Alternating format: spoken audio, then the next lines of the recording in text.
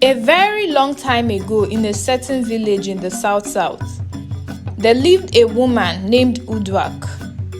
UDUAK was the second wife of Itorobong, and he loved and cared for her so much. She was a very brave and loving woman.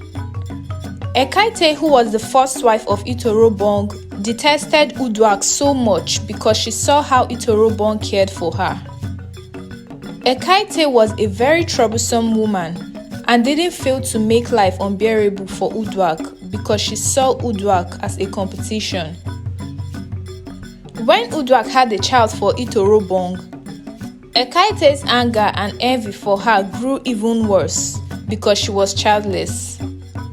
UDUAK had a baby boy and she named him Akpan. Itorobong was always present to shield and protect UDUAK from the wrath of her wicked co-wife. He would always tell Ekaite to leave UDUAK alone and stop being envious of her, as it would put her in trouble. This went on for so many years, and Akpan was now grown. Itorobong was the sole provider in his home, as his wives and son were not working. He would always tell them to relax and not stress themselves because it was his job to provide for them. One day, Itorobong went on a business trip as usual, and some hours later, news got to his family that he was involved in a fatal accident. His wives and son couldn't believe it. They cried and mourned him for several months, and they had to finally move on. Feeding was really tough for them because they had nothing doing. UDUAK advised her son to meet his friend Okon to put him through business. Okon was a fisherman in the village and was doing very well for himself. He was happy to help Akpan as they've been very good friends from childhood. Okon set out a day to teach Akpan how to fish, and in a few weeks, Akpan became good at fishing. After fishing, he would go to the marketplace and sell all his fishes. He grew so fast in business and had so much to take care of his family. Ekaite never failed to hide that she hated UDUAK and her son and was jealous that he was a successful fisherman. She refused to accept anything from them whenever they offered, so they always kept their distance.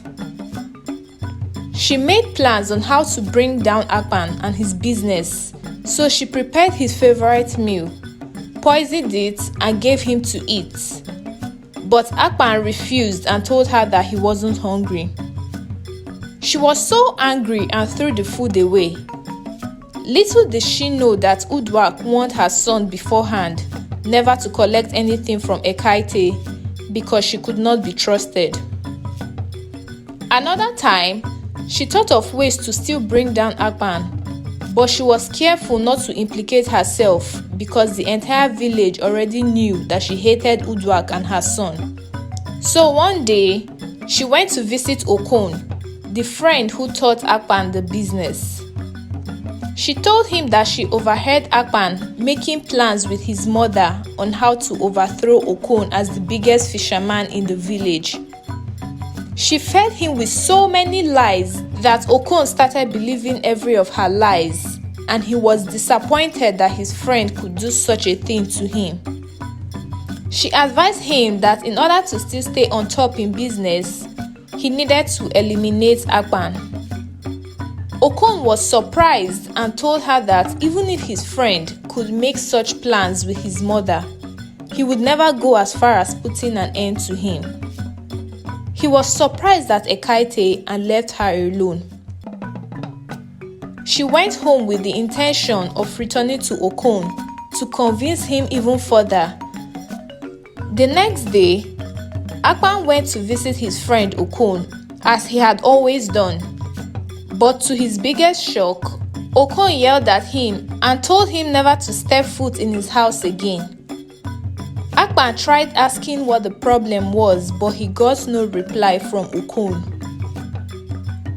Several weeks later, news spread across the village that Okon's body was found floating in the river. It was said that he slipped and fell into the river and he lost his life. When Akpan heard the news, he was distraught and cried for his friend. Ekaite was very angry about the passing of Okon because he was the only hope for her to bring down Akpan. She began ranting and accusing Akpan of killing his friend. She went around the village screaming that she saw Akpan pushing Okon into the river. Everyone was surprised because they all knew that Akpan and Okon were not in good terms before Okon's passing, but they didn't imagine that Akpan would go to that extent. She said so many things and all fingers were pointing at Akpan. According to the traditions of the land, any person who kills their fellow villager will also be killed. UDUAK was so terrified because Akpan was all she had and she was so scared to lose him. How would she cope, she thought to herself. She called him privately and asked him to tell her the truth so she would know how to go about it. Akpan, with tears in his eyes, said that he could never do such a thing to even his enemy, not to talk more of his friend. In no time, the able-bodied men in the village came to pick Akpan up for killing his friend. He knew what was coming for him and he was frightened. UDUAK tried convincing the men that her son wasn't the killer, but Ekaite kept shouting at the top of her voice not to listen to them because they were both liars. She said she saw Akpan pushing Okon into the water. She told the men to take Akpan away without wasting any time. UDUAK couldn't believe how much Ekaite hated them. Akpan was forced to follow the men and UDUAK never left him. Ekaite also followed to make sure that the men really do away with him. They were halfway gone and all of a sudden, UDUAK shouted, "Let's go to the river of truth." They all looked at her in surprise and she repeated herself. The river of truth was a river the people respected so much. The people went to the river to settle serious disputes as it was capable of identifying truth and lies. If a person is accused of committing a crime, they could go to the river of truth to swear, and if they were found innocent, they would go scot-free. But if they were guilty, the river would swallow them. It had been many years ago that the villagers went to the river of truth to settle unresolved issues because they were scared of its power. So UDUAK mentioning the river startled them. The men told her that there was no need for that because it's either the river swallows Akpan or they put an end to him themselves. Either ways, he would still lose his life, but she insisted. So they went to the village chief priest, as he was the only mediator between the river and the people. He asked UDUAK and Akpan if they were sure about it, and they both said yes. So they all went to the river. On getting there, the chief priest performed some incantations before asking Akpan to swear. At this point, Ekaite was very uneasy and said she wanted to leave because she had things to do at home.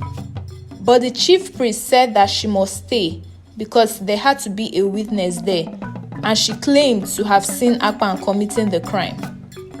After Akpan had sworn, the chief priest said that he was not the one that committed the crime. Before they could ask who then committed the crime, the waves of the river came up and swallowed Ekaite. Everyone was terrified, including UDUAK and Akpan.